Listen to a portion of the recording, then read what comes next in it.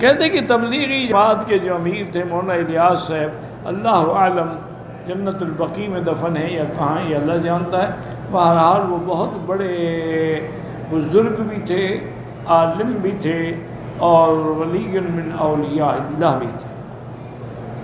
اور یاد رکھیں کہ یہ سب حضرات جو ہیں نا جی، حضرت گنگوہی رحمۃ اللہ علیہ کے شاگرد تھے۔ حضرت شیخ رشید احمد گنگوہی رحمۃ اللہ علیہ جو اپنے وقت کے فقہ میں امام ابو حنیفہ ثانی کہلاتے تھے، یہ سب ان کے شاگرد ہیں۔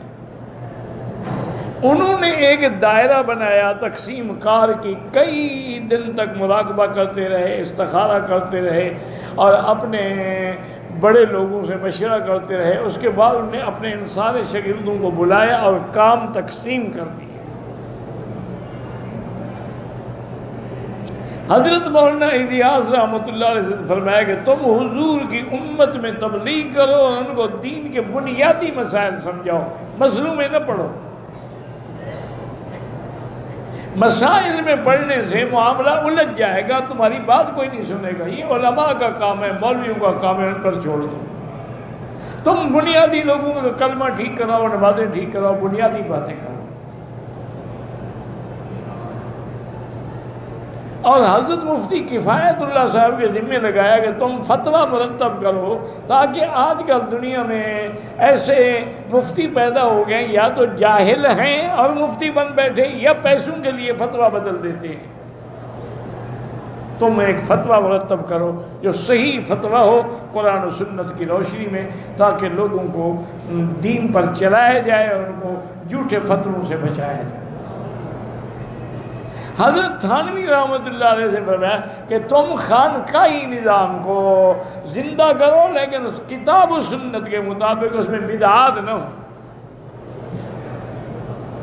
احسان ہو، تصوف ہو، لیکن بدعت نہ ہو، تزکیہ ہو، تربیت ہو، لیکن کتاب و سنت کے مطابق۔ کیونکہ لوگوں نے خانقاہیں بنا رکھی ہیں اور وہاں سارا بدعت کا کاروبار ہوتا ہے، تو ان کو صحیح درس دیا جا سکے۔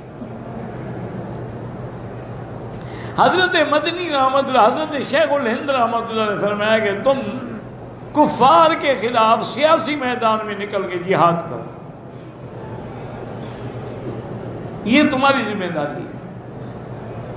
یہ کام انہوں نے تقسیم کیے تھے، اور اسی تقسیم سے الحمدللہ علماء میدان میں آئے کہ حضرت شیخ الہند نے انگریزوں کے خلاف جہاد کیا اور جیلیں کاٹی، ان کو دریائے عبور شور کی سزائیں دی گئیں، لیکن وہ حق کی بات کے لیے ڈٹے رہے۔ حضرت مدنی اور سندھی اور یہ سب ان کی جماعت تھی۔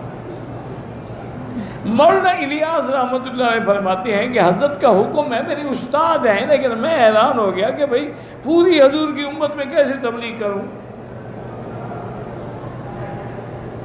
تو کہتی ہیں کہ میں مدینہ منورہ آیا، اتفاق سے حج پہ آ رہا تھا، مدینہ پاک میں نے کئی دن استخارہ کیا کہ یا اللہ اگر مجھ سے یہ کام ہو سکتا ہے تو میری راہبری فرماؤ۔ کہتے ہیں کہ مجھ پر انشراح صدر ہو گئی کہ ہاں تم کام شروع کرو۔ تو اس لیے آپ نے سب سے پہلے میوات قوم سے کام شروع کیا، جو اپنے وقت کی سب سے جاہل اور اکڑ قوم تھی۔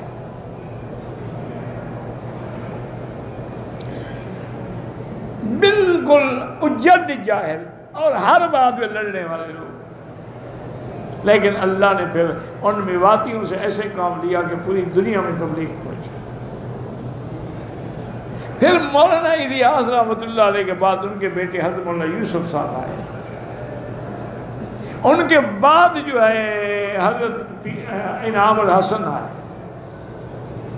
یہ سلسلہ چلتا، یہ تو آپ کے مکہ مکرمہ کے امیر تھے حضرت بھائی عبد الوہاب رحمۃ اللہ علیہ، یہ پورے تبلیغ کے پورے عالم کے نہیں تھے، لیکن بہرحال اس میں کوئی شک نہیں، اس انسان کی زندگی کا ایک ایک لمحہ دین میں گزرا ہے۔ بیماری میں بھی 2 گھنٹے لمبی دعا کرتے تھے، آپ بھی حیران ہو جاتے تھے، تندرست تھک جاتے، بیمار بیٹھا ہے دعا مانگ رہا ہے۔ اللہ ان سب کی قبروں پہ کروڑوں رحمتیں فرمائے.